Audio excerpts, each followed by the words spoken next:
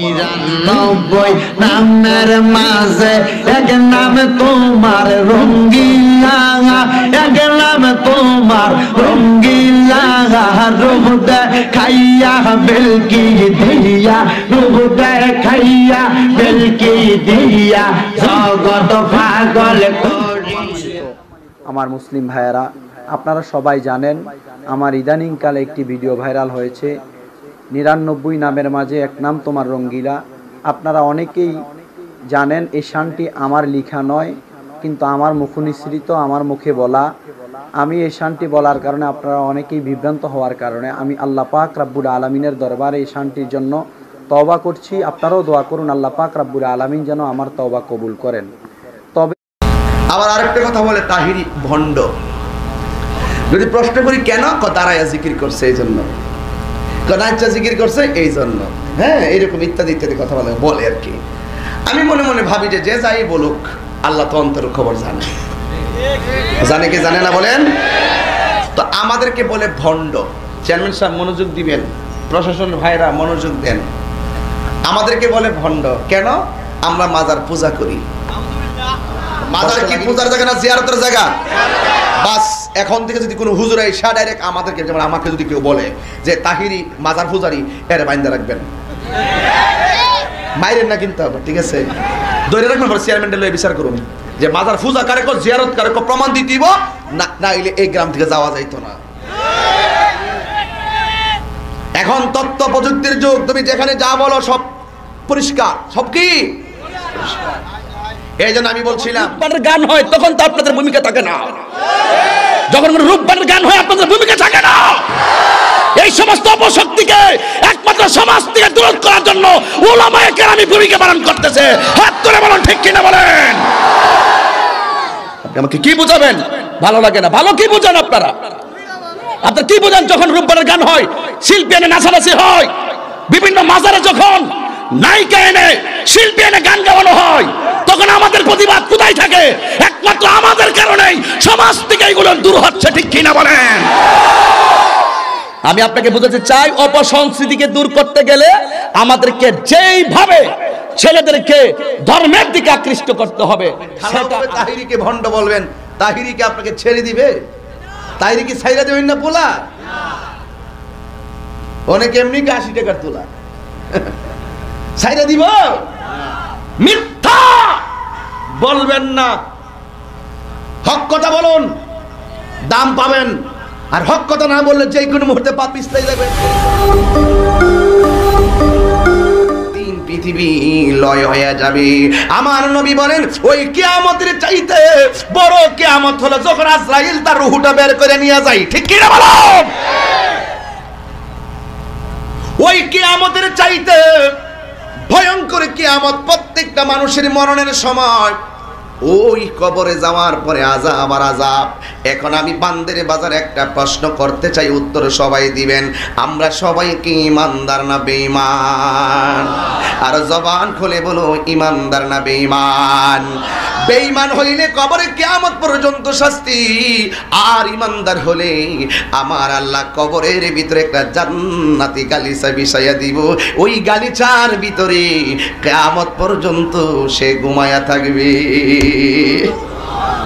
এবার যুবক ভাইরা, কিয়ামত হয়ে যাবে, এই পৃথিবী সব ধ্বংস হয়ে যাবে, দাজ্জাল আসবে, ইয়াজুজ মাজুজ আসবে, বিশাল বড় কাহিনী, সেই দিকে আর গেলাম না। ওই কিয়ামত হয়ে যাবে, এটাই হলো ফাইনাল। কিন্তু কিয়ামতের পূর্বে দাজ্জাল নামক একটা লোক আসবে। এই এদিকে তাকান, আয়েশা ডাক দিয়ে বলবে, আমারে আল্লাহ মান। কি মান? আল্লাহ কয়জন? কথা কয় না, মাসুল। আল্লাহ কয়জন? জবান খুলেন, কয়জন? এখন আমার কিন্তু একটা মেজাজ আছে, আমার একটা মেজাজ আছে, রাগ আছে। আমার মাঝে মাঝে অনেক কষ্ট হয় যখন কেউ ফেসবুকে লেখে তাহিরি মাজার পূজারি, এটা যখন বলে আমার খুব কষ্ট লাগে। আবার আরেকটা কথা বলে তাহিরি ভণ্ড। যদি প্রশ্ন করি কেন, দাঁড়াইয়া জিকির করছে এই জন্য, নাচা জিকির করছে এই জন্য, হ্যাঁ এরকম ইত্যাদি ইত্যাদি কথা বলে আর কি। আমি মনে মনে ভাবি যে যে যাই বলুক আল্লাহ তো অন্তর খবর জানে, জানে কি জানে না বলেন? তো আমাদেরকে বলে ভণ্ড। চেয়ারম্যান সাহেব মনোযোগ দিবেন, প্রশাসনের ভাইরা মনোযোগ দেন। আমাদেরকে বলে ভণ্ড কেন? আমরা মাজার পূজা করি। কষ্ট লাগেনি? কথা কষ্ট লাগেনি? আচ্ছা, এখন নবীগঞ্জের মানুষ জবানটা খুললা বলুন তো, আমরা কি মাজার পূজা করি নাকি মাজার জিয়ারত করি? কে রে বাবা, এই কইছে এত স্তরে সামনে বসে ফার্স্ট ক্লাস, বলো আমরা কি মাজার পূজা করি না জিয়ারত করি? জোরে বলুন। জিয়ারত করি। আর আমাদের কি কয়? আমরা মাজার পূজারি। এই কথাগুলো সমাজের ভিতরে এক শ্রেণীর মানুষ এসে মিথ্যা উপস্থাপন করার কারণেই আজকে আমাদের এই ময়দানটা পর্যন্ত প্রশ্নবিদ্ধ হয়ে গেছে। কথা বলুন, ঠিক কিনা বলুন?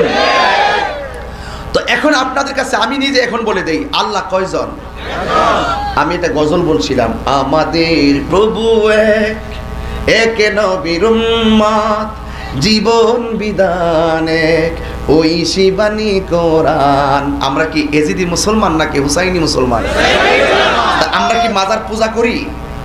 পূজা শব্দটা মুখ দিয়ে কিভাবে ওরা আনে?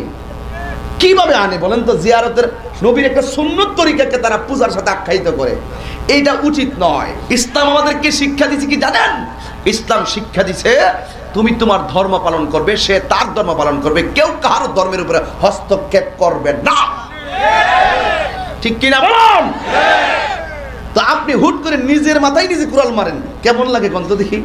আমি মুসলমান, আমি রসুলের কথা বলি, আপনি তো রসুলের কথা বলেন।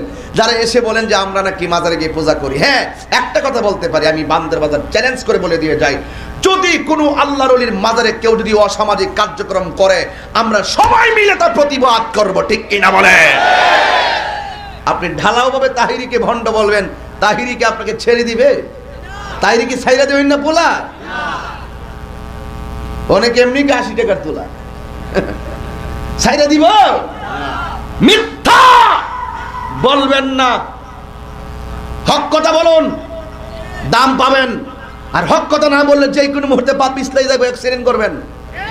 আমরা হক কথা বলি, আমরা বলি আল্লাহর মাজারকে জিয়ারত করি, বলি আল্লাহর মাজার আমরা সেজদা করি না। আল্লাহ হলো একজন, সেজদা পাওয়ার মালিক আল্লাহ। আল্লাহ সাথে কাউকে শরীক করা যাবে না। ঠিক কিনা বলুন?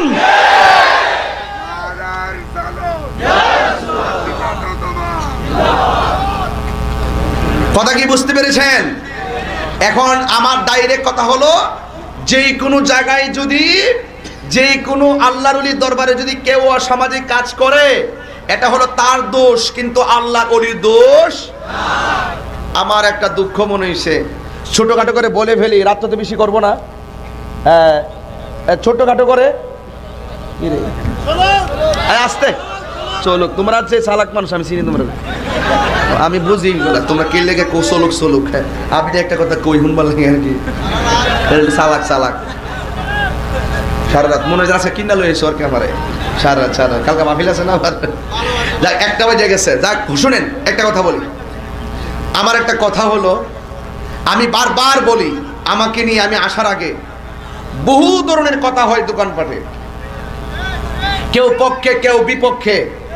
বাবা একটু ধাক্কা দিয়ে রাখেন, এমনি ধাক্কা দিয়ে রাখেন, ওরা দেখবে। কেউ পক্ষে কেউ বিপক্ষে। আমি তো এগুলো শুনি না, শুনি, কিন্তু আমি তাদেরকে একটা কথাই বলি, যদি আমাকে আপনার ভালো না লাগে, আসেন একটা চ্যালেঞ্জ করি। আপনি হয়তো আমাকে বুঝিয়ে আপনার দলে নিবেন, আর না হয় আপনি বুঝা আমার দলে আসবেন। আপনাদের আওয়াজ শুনে মনে হচ্ছে এখানে কিছু আছে। কথা কি সঠিক? কথা কি সঠিক? ওই তো বুঝাইয়া নিবে, আর না হয় বুঝে আসবে। এতদিনে বলতাম কথা কি ক্লিয়ার, আর আজকে বলি কথা কি পরিষ্কার।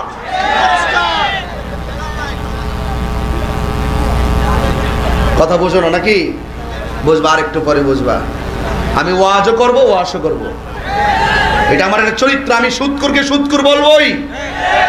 এতদিন সুদকুর বেজার হয়ে যায়, আই তাহিরি কিছু করার নাই। আমি ঘুষখোরকে ঘুষখোর বলবোই। এত যদি কেউ বেজার হয়, কিছু করার নাই। আমি নবীর দুশমনকে বলবোই। এত যদি তার শরীরে আগুন লেগে যায়, লেগে যাবে, অসুবিধা নাই। তুমি আজান দিবে মসজিদে, তুমি ক্যারাম বোর্ড খেলবে দোকানে, আমি কি তোমাকে ফুলের মালা দিব?